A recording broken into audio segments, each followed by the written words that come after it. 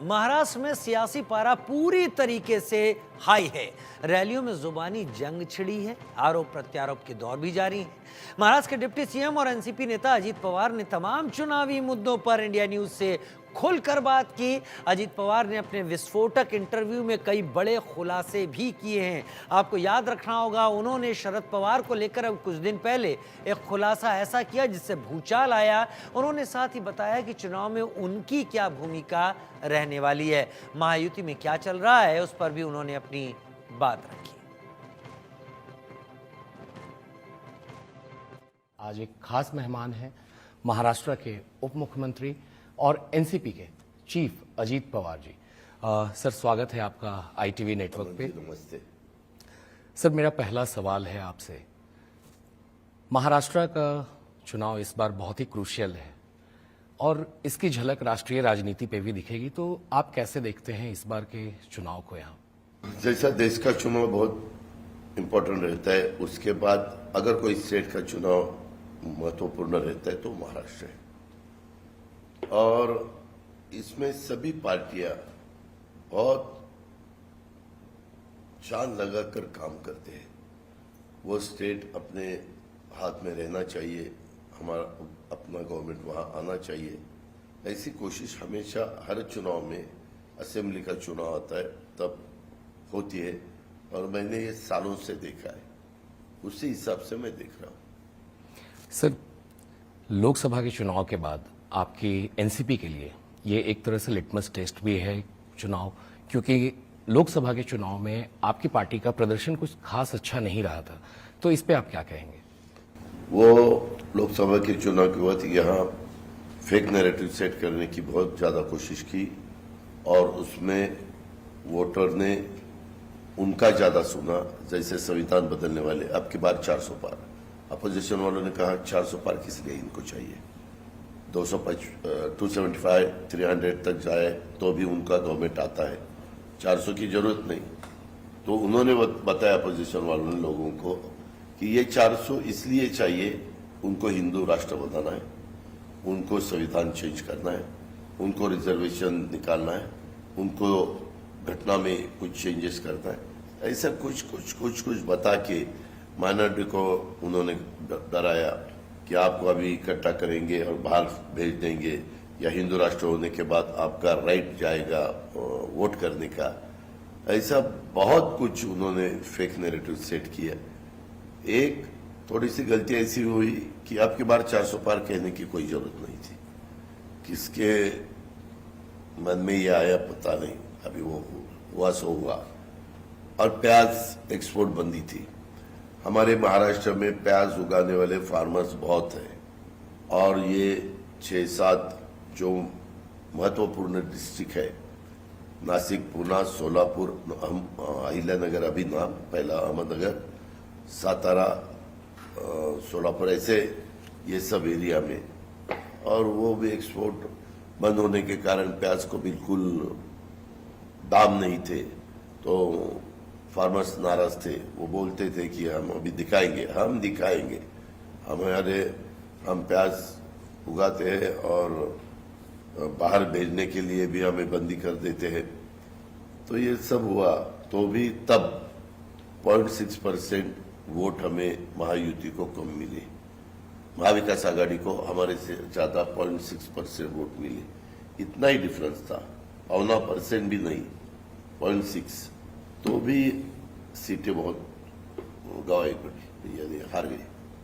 Sir, चूंकि आपने कुछ गलतियों का जिक्र किया, जैसे 400 पार का बयान दिया गया लोकसभा के चुनाव में, संविधान 400 पार प्याज सबका, तो अब इस चुनाव में वहीं अब बयान जो आ रहे हैं बीजेपी के तमाम बड़े नेताओं की तरफ से, बटेंगे तो कटेंगे। उत्तर प्रदेश के एक के से खाली उत्तर प्रदेश के चीफ मिनिस्टर ने कहा, बाकी बहुत हमने तो बताया कि ऐसा महाराष्ट्र में नहीं भी चलता, ये शिवशाहू पुणे अम्बेडकर की भूमि है, या ऐसा जो नारा है तो वो बिल्कुल शायद नॉर्थ में चलता होगा, या नहीं चलेगा। लेकिन वो चीफ मिनिस्टर है, वो एक पार्टी के नेता है, उन्होंने कह दिया।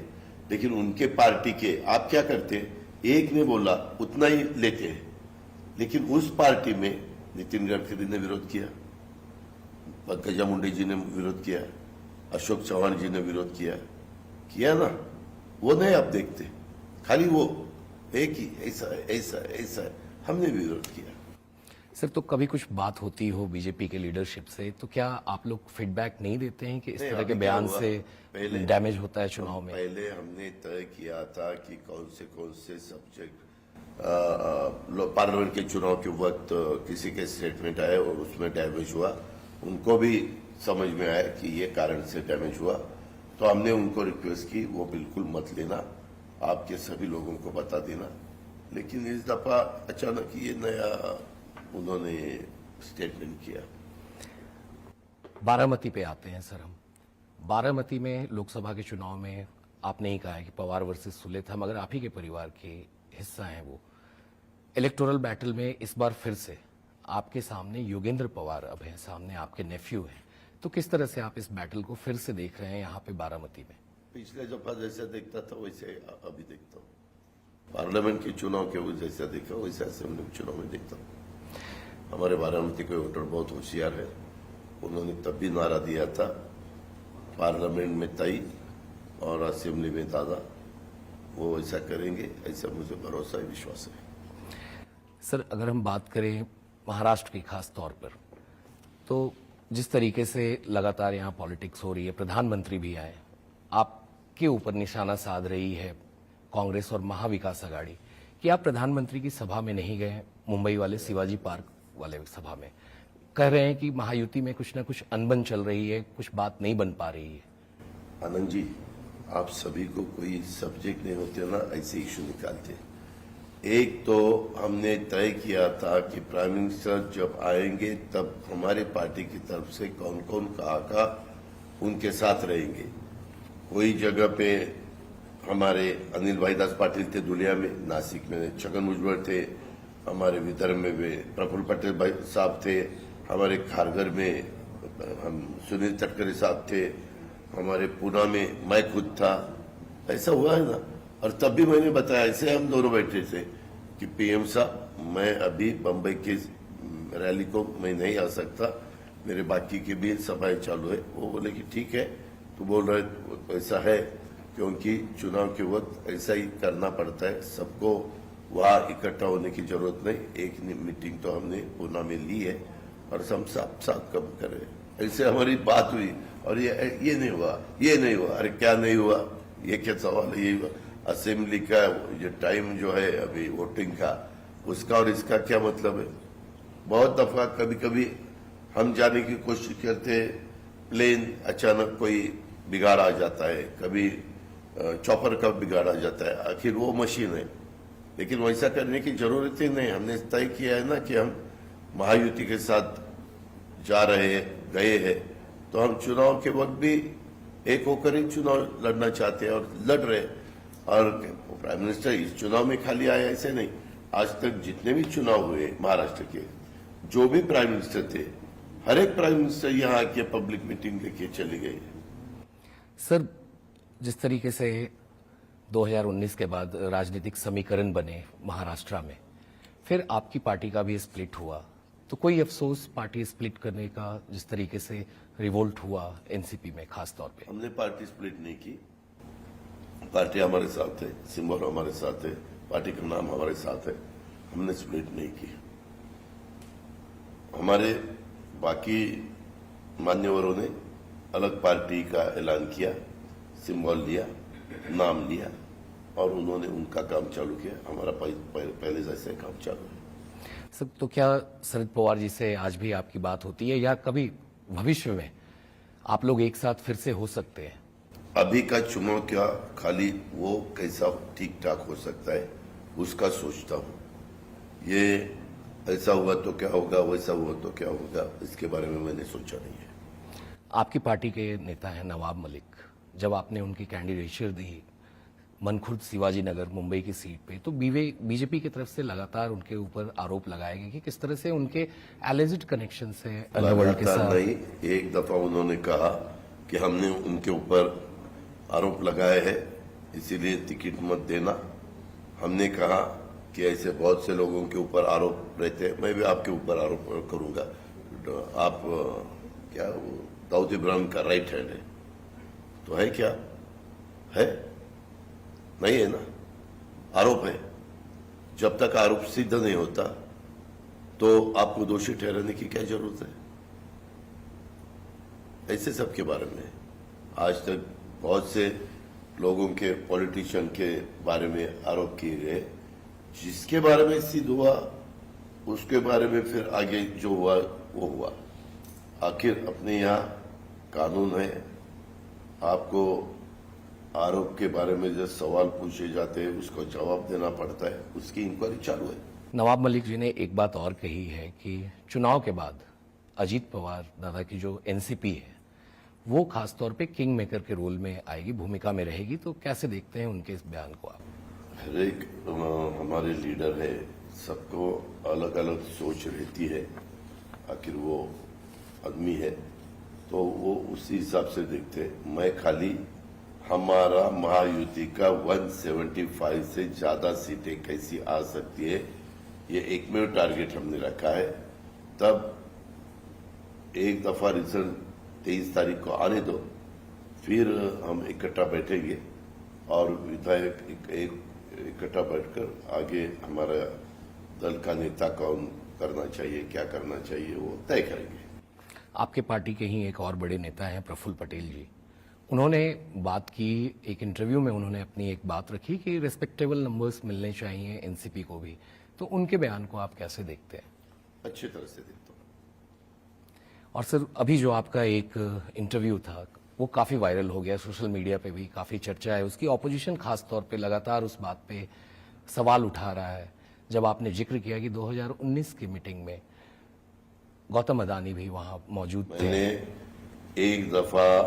मैंने बात करते वक्त, आज मैंने कितने बजे, 5:30 बजे इंटरव्यू चालू किया, तब बोलते वक्त वो गौतम अडानी जी के गेस्ट हाउस पे हम सब एक दफा बैठे थे। गौतम अडानी वहां नहीं थे। बार बार ये मुद्दा उठाने की जरूरत नहीं है। वो इंडस्ट्रिस्ट है, पॉलिटिक्स का और उनका कुछ लेना देना नहीं। हम अलग अलग जगह बैठते थे, तब एक दफा उनके गेस्ट हाउस में बैठे, इतना ही हुआ। वो बार बार ये क्या, हमारे महाराष्ट्र के 23 तारीख को वोटिंग का मुद्दा नहीं रहता, 23 नहीं 20 तारीख को, 23 को तो काउंटिंग। प्रधानमंत्री नरेंद्र मोदी हो या फिर अमित शाह हो, उन्होंने कई बार हिंट दिया है महाराष्ट्र में आके कि फडणवीस जी सीएम होने चाहिए। तो कैसे देखते हैं उनके इस बयान को? सीएम का चेहरा आखिर कौन होगा महायुति का? हमने पहले ही बताया, हम सब मिलके मीटिंग लेंगे, जो विधायक चुन के आएंगे वो सब बैठेंगे। डेमोक्रेसी में सबका क्या कहना है वो सुनना पड़ता है, फिर बाद में तय होगा। अभी भी आपने देखा ना, उन्होंने उनके पास ज्यादा सीटें होते हुए भी एकनाथ जी को चीफ मिनिस्टर बनाया, 2.5 साल देखा ना आपने। तो अभी क्या उसके बारे में अंदाज करने की जरूरत है? हर एक को क्या बयान करना है वो उनका अधिकार है। उनके अधिकार के बारे में कोई टिप्पणी करने की जरूरत है, ये सब मुझे लगता है। अगर हम बात करें कि जिस तरह से सेना, कांग्रेस, एनसीपी, ये लोग लगातार सेकुलरिज्म की बातें करते हैं और फिर कहते हैं संविधान बचाओ, जैसा कि आपने पहले भी कहा कि लोकसभा के चुनाव में नैरेटिव उन्होंने चलाया संविधान बचाओ का। तो आपको लगता है कि इस चुनाव में भी ये जो नैरेटिव राहुल गांधी बार बार आ रहे हैं महाराष्ट्र में, वो संविधान की कॉपी अपने हाथ में रखते हैं और कहते हैं कि दलितों को, ट्राइबल्स को अधिकार नहीं दिया जा रहा है, अगर महायुति की सरकार आती है तो ये अधिकार उनसे छीने जाएंगे? ये अधिकार किसको है? सेंट्रल गवर्नमेंट को। SC ST के बारे में कोई भी डिसीजन लेने का अधिकार सेंट्रल गवर्नमेंट को रहता है, ये मालूम है आपको? कोई भी स्टेट को ये अधिकार नहीं है, एक भी स्टेट को नहीं है, ये मालूम है आपको? है या नहीं जी। तो फिर वो कुछ भी स्टेटमेंट करे, उसमें क्या ज्यादा ध्यान देने की जरूरत है? ये लोकसभा का चुनाव ही नहीं है आनंद जी, असेंबली का चुनाव है। अभी उन्होंने क्या करना चाहिए, वो अपोजिशन लीडर है, वो उनका अधिकार है। लेकिन लोकसभा के चुनाव के वक्त उन्होंने फेक नैरेटिव सेट किया, वो उसमें वो सक्सेस हुए, इसलिए अभी उनको ऐसा लगता है कि अभी भी वो चला है। लोकसभा चुनाव में जिस तरह से शिकस्त मिली थी महायुति को, खास तौर पे महाराष्ट्र में 0.6 का, जैसा आपने पहले भी जिक्र किया, उतने ही % वोट का डिफरेंस था यहाँ पे। लोकसभा चुनाव से लेकर विधानसभा के चुनाव तक अब जमीन पे क्या डिफरेंस आया है? क्योंकि महायुति की सरकार ने काफी स्कीम्स भी यहाँ पर लेकर आई। चेंजेस ऐसे आए, हमारे यहाँ प्याज उगाने वाले फार्मर्स बहुत ज्यादा है, उनको एक्सपोर्ट प्याज करने का जो बंदी की थी वो उठाई, तो प्याज उगाने वाले फार्मर्स सब अभी खुश है क्योंकि उनको दाम अच्छे मिलने लगे। इसकी भी बहुत बड़ी कीमत कुछ एरिया के सीटों के ऊपर हमें हारना पड़ा, ये प्याज के कारण। दूसरा संविधान के कारण, संविधान के कारण हमने बताया कि इन्होंने फेक नैरेटिव सेट किया, कुछ भी संविधान के बारे में ये गवर्नमेंट रिस्पेक्ट देता है, हमेशा संविधान का आदर करता है, तो ये खाली लोगों को गुमराह बनाने की कोशिश करते, लोगों को गलत कुछ सोचने की कोशिश करते, तो वो भी अभी का सब्जेक्ट नहीं होता। और वो सीए के कानून के हिसाब से उनको माइनॉरिटी को डराया कि आपको सबको इकट्ठा करेंगे, अभी हिंदू राष्ट्र बनाएंगे और आपको भेज देंगे बाहर, ऐसा। ये सब गलत है, सबको पता चला और सब काम कर रहे हैं, संविधान का आदर कर रहे हैं। संविधान इतना बढ़िया है आपका, हम अपने महाराष्ट्र, अपने देश का, कि उसको हाथ लगाने की कोई कोशिश भी नहीं करेगा। हम तो बात करते हैं कि जब तक सूरज चांद रहेगा तब तक हमारा संविधान हमेशा रहेगा। सर, मेरा आखिरी सवाल है आपसे।